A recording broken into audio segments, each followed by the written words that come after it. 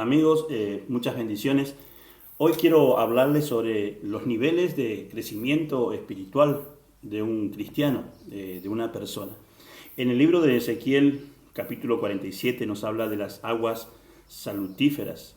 Si nosotros leemos Juan, capítulo 7, versos 36 y 37, la palabra del Señor nos enseña que aquellos que creemos en el Señor, de nuestro interior correrán ríos de agua viva. Usted recordará ese texto. Todo cristiano que ha recibido al Señor en su corazón, ha recibido al Espíritu Santo como ríos que corren, que fluyen en nuestro interior, porque somos, dice la palabra del Señor, templo del Espíritu Santo. Me voy a basar en ese mensaje para leerles Ezequiel capítulo 47. Dice así la palabra del Señor: me hizo volver luego a la entrada de la casa. Yo voy a usar el término templo, ¿no es cierto? Que en otra versión dice en la entrada del templo. Me voy a basar también en lo que leímos recién, lo que recordamos recién, que la Biblia nos enseña que somos templo del Espíritu Santo. Aquí el profeta Ezequiel está teniendo una visión, una revelación de parte de Dios y lo está describiendo de manera que nosotros podamos entender cómo es el nivel de crecimiento del Espíritu Santo en nosotros. Me hizo volver luego, dice el profeta, a la entrada de la casa, y aquí aguas que salían de debajo del umbral del templo hacia el oriente, porque la fachada del templo estaba al oriente, y las aguas descendían de debajo hacia el lado derecho del templo, al sur del altar.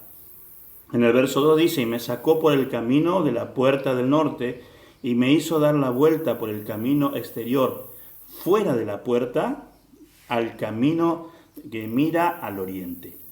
Y vi, dice el profeta, y vi que las aguas salían del lado derecho.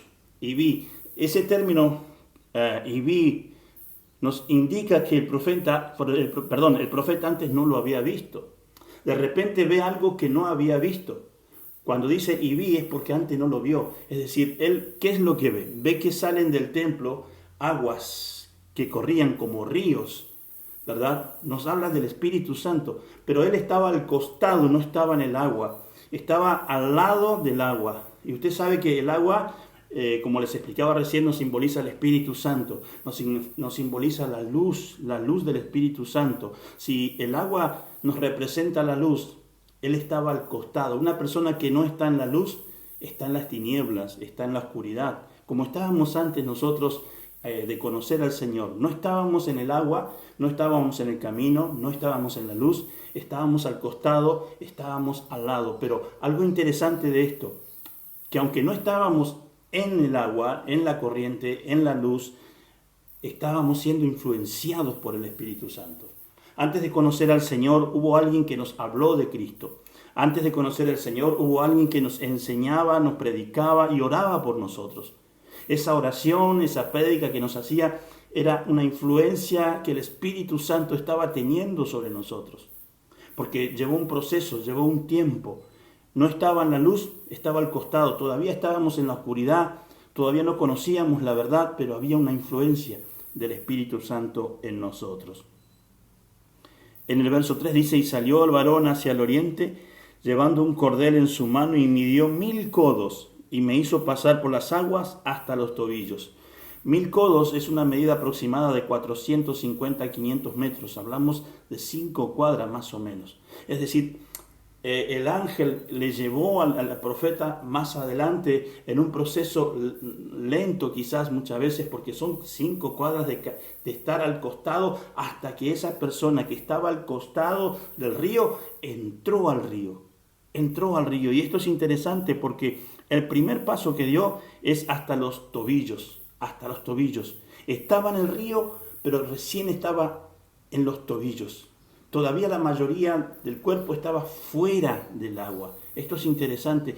Cuando nosotros en principio recibíamos el mensaje, había personas que estaban orando por nosotros. Quizás tú estás orando, quizás por un familiar, por un amigo, por alguien, estás hablándole, estás predicando, pero en este momento no recibe la palabra.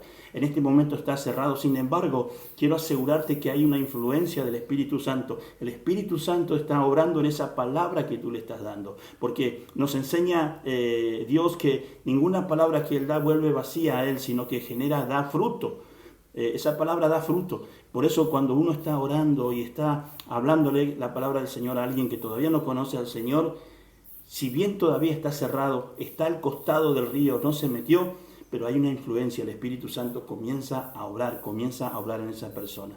Ahora dice que en el proceso, esa persona que estaba al costado entra al río, entra a la presencia del Señor. Y sabe que allí hay una conversión. El segundo paso que tenemos en el camino de Dios es convertirnos a Él. Primero nos hablaron, oraron por nosotros, de golpe, de repente, estamos ya en el río. Si bien estamos todavía en los tobillos, todavía no hemos entrado en la presencia de Dios. Aquella persona que recién se convierte al Señor, Romanos 10, 9 y 10, usted lo puede leer en su casa, ¿verdad? Que el que confesare con su boca y creyere en su corazón que Jesús es el Señor, será salvo. Usted con ese mensaje, con esa palabra, hizo que esa persona entre al río. De golpe se convierte, de repente se convierte al Señor, comienza a ir a la iglesia. Son los primeros pasos, está en el tobillo. Todavía la mayoría del cuerpo de él está afuera, está mirando todo, está observando, está atento a todo lo que está pasando. Todavía le falta mucho, pero ya comenzó la conversión. Comienza a haber un cambio en la persona.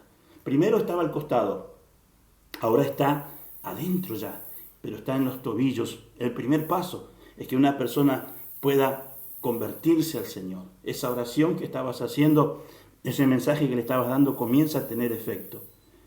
Verso 4 dice, y midió otros 1000 y me hizo pasar por las aguas hasta las rodillas. Las rodillas es un nivel de adoración, es el nivel de oración cuando uno se